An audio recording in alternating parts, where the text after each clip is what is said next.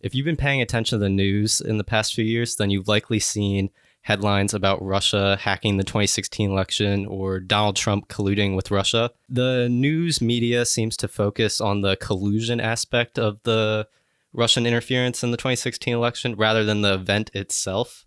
So throughout this video, I will be providing detail and explain everything we know about Russian interference prior to the Mueller report being released. It's important to understand how interference is attempted, and since Russia and other foreign nations will continue to do this in the future, how we can prevent and be aware of what's happening. Throughout this video, I will be referencing a report by New Knowledge. New Knowledge is an organization which is dedicated to defending public discourse and tracking disinformation operations. This report was completed upon request of the United States Senate Select Committee on Intelligence. Russian interference in the 2016 election took place in 3 distinct forms. The first one is an attack to the online voting systems in the United States. The second is a cyber attack targeting the Democratic National Committee, which led to a controlled leak via WikiLeaks, which released email information from the Clinton campaign in 2016. These first 2 aspects are not detailed in the report that I'm going to be basing this video off of, and the full information is not yet available because of the Mueller report, which is still ongoing. The third and main form that I will be talking about in this video is a widespread social influence campaign that was directly targeted at United States citizens. This campaign was designed for political influence and to grow social divisions in the United States. This social influence campaign was headed by the Internet Research Agency. The IRA began in mid-2013 in St. Petersburg, Russia. They employed and trained 1,000 people to work around the clock on their social influence campaign. They first started by targeting Ukrainians and Russian citizens, and then eventually moved into foreign countries such as the United States. The IRA had a budget of $25 million, and throughout their time, they reached over 126 million on Facebook, 20 million on Instagram, 1.4 million on Twitter, and made over 1,000 YouTube videos. The threat of these influence campaigns was a big problem in the 2016 election and is still an ongoing problem to this day. The main tactics used by the IRA were organic and community focused. The first tactic is targeting Americans. In order to launch a large-scale propaganda campaign, you're going to need an audience. So the IRA used a large marketing budget and ran ads in order to gain a lot of initial traction. Contrary to what you may have heard about the Russian influence campaigns and Russian hacking, they were run by both left and right-leaning pages. In fact, one of the largest groups affected was the targeting of Black community. Their main strategies were targeting communities for local rallies and events, as well as targeting with race and police brutality related content. This content was timed directly after police shootings in the United States. Through these ad campaigns, approximately 24 Instagram and Facebook accounts amassed over 100,000 followers. There was also cases of AdWords accounts being used to promote the Kremlin agenda and prop up blogs and news type sites that supported the Kremlin agenda. The second tactic described in the report is asset development. The IRA heavily valued a human recruitment strategy. This means that they were specifically targeting Americans to be active and to perform various types of tasks for the IRA. This appeared in Black, left, and right targeted groups, and they actually occurred most in the Black communities. Another tactic they use is cross-platform brand building. The IRA operated like a digital marketing agency in that they wanted to develop a brand and then spread that brand across a network, like a social ecosystem. They created what the report defines as media mirages. These media mirages are interlinked information ecosystems designed to immerse and surround targeted audiences. The best example of this is one of their mid-size efforts known as Black Matters. This consists of a website and an extensive network of social profiles. For example, one of their websites, blackmatters.com, amassed over 100,000 subscribers. One of the main goals of this website was to build media distrust and try and build an independent Black media. Their content focused on building community and sowing division throughout the United States culture. They hired American writers to create content for their website, and they also hired many people to protest and attend events. The IRA tried to work with Americans as much as possible in order to try and eliminate fear of like inauthentic personas. Black Matters is just one example of how the IRA was infiltrating American communities and building their own social ecosystem on top of existing communities. Another one of their main tactics was actually the use of memes. That may come across as silly, but memes have become ingrained in our culture, and since they're so easily altered and shared, they are actually a fantastic vehicle for propaganda to be spread. The Defense Department actually classifies memes as a powerful tool of cultural influence capable of reinforcing or even changing values and behavior. The use of memes actually helped them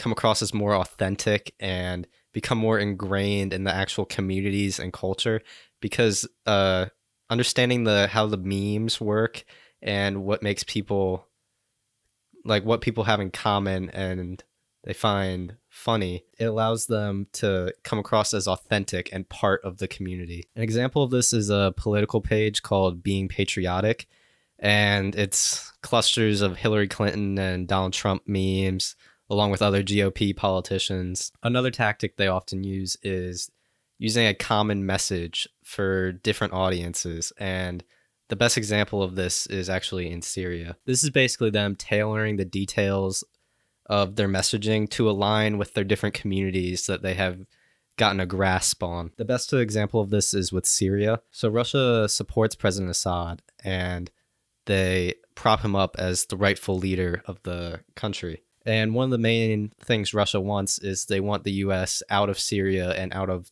their business in the area. So the IRA, when an event would happen in Syria, such as Assad using chemical weapons against his own people, they would use this as an opportunity to spread messaging that they want in the American discourse. In their left-wing groups, they would often use anti-war messages to get this idea across. In their black-targeted pages, they propagate the idea that Americans should stop looking towards Syria and focus on their own domestic problems. And in right-leaning pages, they shift the focus to ISIS and away from Assad and the Syrian government. Another tactic of this influence campaign was narrative repetition and dispersal among their communities. So this is the repurposing of the same story across many of their accounts in their media mirages that they create. This tactic was especially common in the Black community mirages. One example of this is a Black American who made the national news for a device he invented. Accounts in the media mirage were representing the story for their own brand. Examples of what they said referencing the story is, "These stories of Black children the media don't want you to see, and white people invent tools for killing. This Black child is inventing a tool for saving lives." So you can obviously tell that these statements are trying to just build division amongst Americans, Black or white, along racial boundaries. The goal here is basically for Russia to increase social tension in the United States. Another tactic that they would often use is repurposing and retilting pages and brands that they have created. So this is basically them pivoting existing accounts that they have that may have like lost attachment with their communities. So they're pivoting to new topics that they either want to influence or think will have greater engagement. They basically just don't want to lose the following that they amassed, and they may have found a new or better purpose to use the accounts. The manipulation of journalism was actually another tactic that they used very often. The IRA would impersonate many state and local news organizations on Twitter and on Instagram. They created over 44 Twitter accounts that amassed over 660,000 followers. They focused on local news because, according to studies, Americans typically trust local news far more than they do national. The focus of many of these accounts was trying to advocate for niche community media, and they were basically just trying to undermine the mainstream media and the national media's coverage. The basic goal of many of these Russian campaigns were trying to undermine trust in American journalism. Another tactic they used often was peddling conspiracy theories and different conspiratorial narratives. They actually were involved in peddling a lot of conspiracy theories, ranging all the way from flat Earth to Pizzagate. So They're really connecting with a lot of Alex Jones fans during this time. Again, these conspiracy theories, they're basically trying to build the idea and get rid of trust in the institutions, mainstream thought, mainstream media. They're trying to decrease trust and increase division. Another tactic that they promoted often was actually trying to sow literal division in the country, in that they supported various secession movements. This includes Brexit, Calexit, Texit. I don't, if you haven't heard of those other two, it's California becoming its own country and Texas becoming its own country. The goal of this was basically to amplify regional cultural differences, and many of the posts and memes related to this were trying to overemphasize the regional communities and divide the country as a whole into greater sections.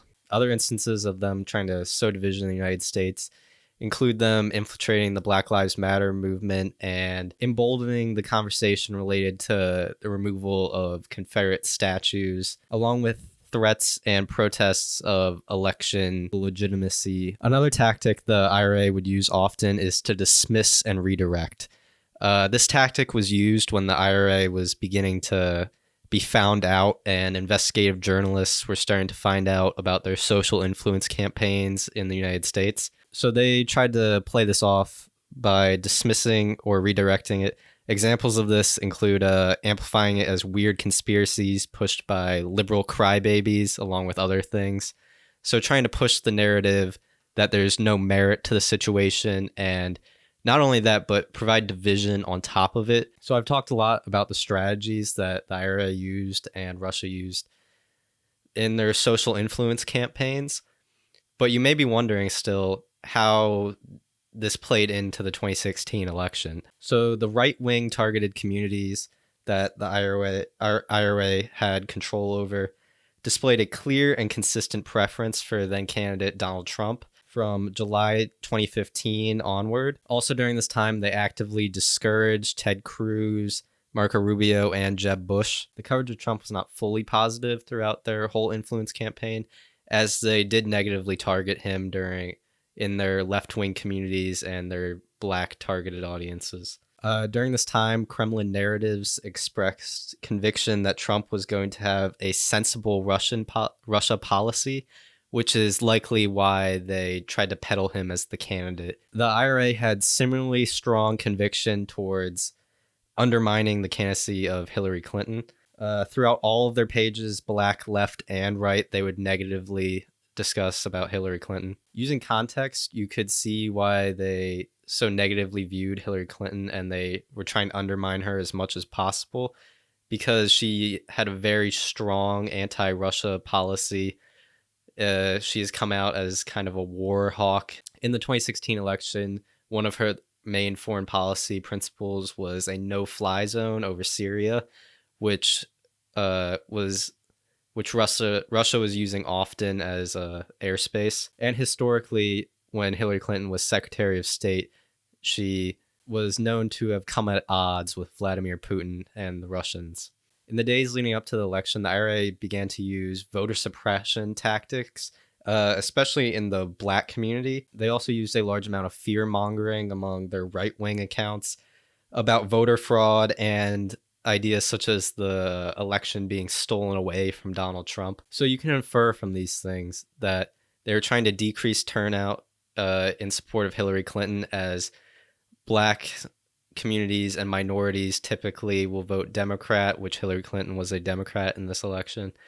And they're trying to increase turnout for their Donald Trump and the right-wing politicians by saying that the election was going to be stolen away from them. The main takeaway you can have from these social influence campaigns is that Russia was trying to increase tension and social division throughout American culture. And throughout the 2016 election and this time, you could definitely see that divisions were increasing. I think you could definitely say that these campaigns had a large impact on American society. These types of social influence campaigns are not going anywhere and will be happening long in the future. So it's important to be aware of the tactics that they use and try and find a way to prevent it. Thank you for watching this video. Please subscribe for more content, and I am out.